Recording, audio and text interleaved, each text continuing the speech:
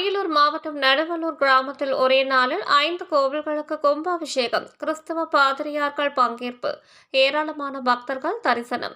அரியலூர் மாவட்டம் ஒடியார்பாளையம் அருகே நடுவலூர் கிராமத்தில் அமைந்துள்ள மிகவும் பிரசித்தி பெற்ற அருள்மிகு ராஜ கணபதி வரசித்தி விநாயகர், மகா மாரியம்மன், வீரனார் மற்றும் ஊருக்கு வெளியே காட்டில் காவல் காக்கும் ஐயனார் கோவில் என 5 கோவில்கள் அப்பகுதி மக்களால் புனரமைக்கப்பட்டு கும்பாபிஷேகம் நடைபெற்றது. கும்பாபிஷேகம் தொடக்கமாக சிவாச்சாரியார்கள் கணபதி ஹோமத்துடன் யாகசால பூஜைகள் தொடங்கியது.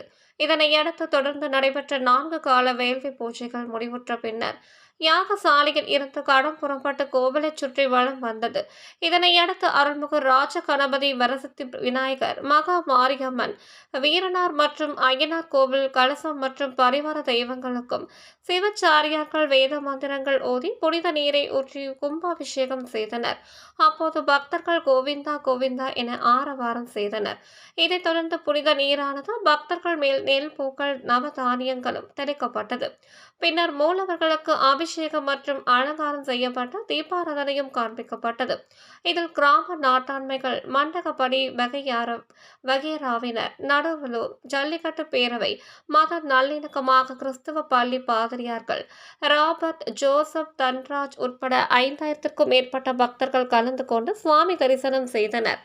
இந்த கோவில் கும்பாபிஷேகத்தில் கிறிஸ்தவர்கள் கலந்து கொண்டது மத நல்லிணக்கத்தையும் கிராம மக்களின் ஒற்றுமையும் காட்டுகிறது.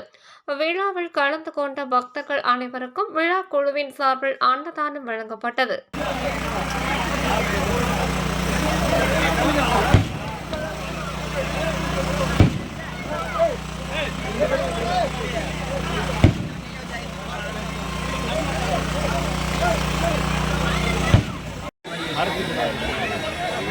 Okay.